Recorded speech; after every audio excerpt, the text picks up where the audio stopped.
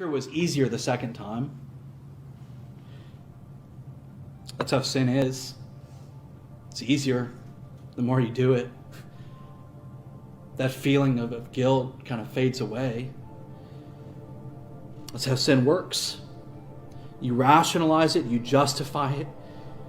The first time you feel that guilt, the second time it's easier. It doesn't quite burden your conscience the same way it did before.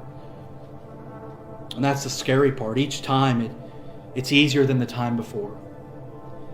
The sin becomes more damaging and you become emboldened by it, and you go deeper and deeper into the depravity because you've done so much rationalizing.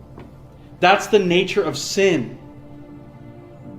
We see this progression with Peter here, and with the inclusion of the other gospel accounts. We see this progression with Peter. In fact, did you know that the third time that Peter denies Christ, he begins to curse and swear? I swear, I don't know this man, he says in Matthew.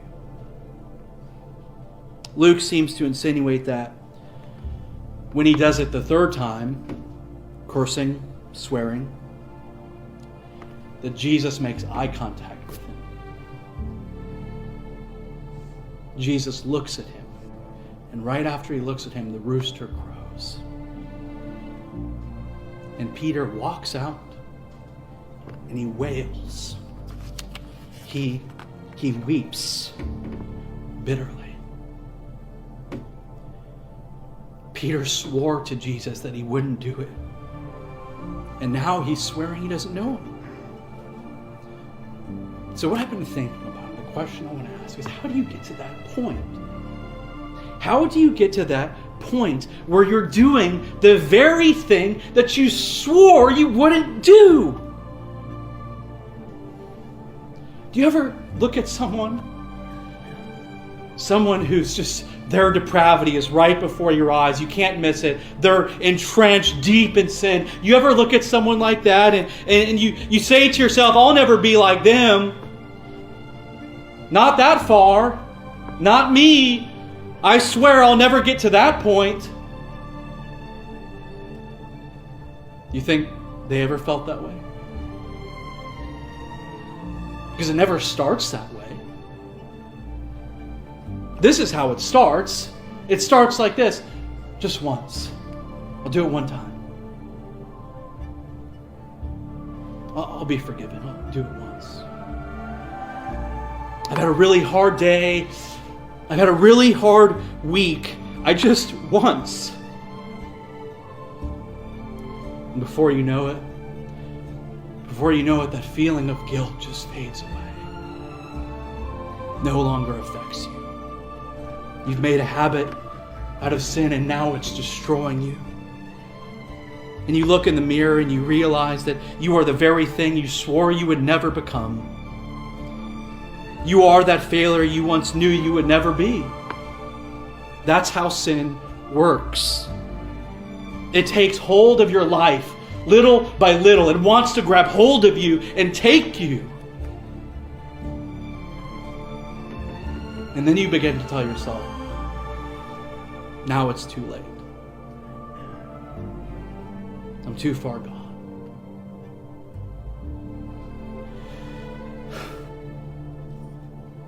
Brother, sister, is this where you are maybe? Have you failed? Do you struggle to see the light at the end of the tunnel? Are you ensnared by your own failures?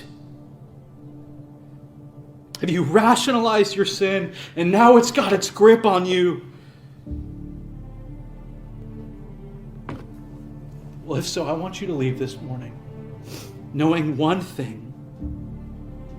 One thing. It's not too late. It's not. It's not too late. If there is breath in your lungs, it is not too late. Perhaps Peter wondered. Perhaps he wondered when he walked out of the courtyard and he wept. He saw Jesus and he knew what he did. Perhaps he wondered if that was maybe the last time he would ever see him. That it was too late.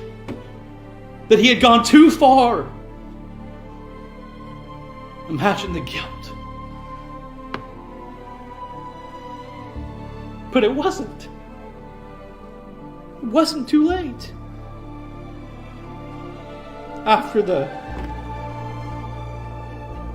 resurrection, Jesus goes to Peter after Jesus and the disciples are on the boat catching fish, and they come to the shore. Jesus talks to Peter when they're eating, and I love the way that my ESV Bible, the subtitle there just says Jesus and Peter. Jesus restores Peter. How many times? 3 times. Why? Because he denied him 3 times. So he restores him 3 times. And then he chooses him to lead his church, his bride that he loves. He chooses Peter. Take care of my bride.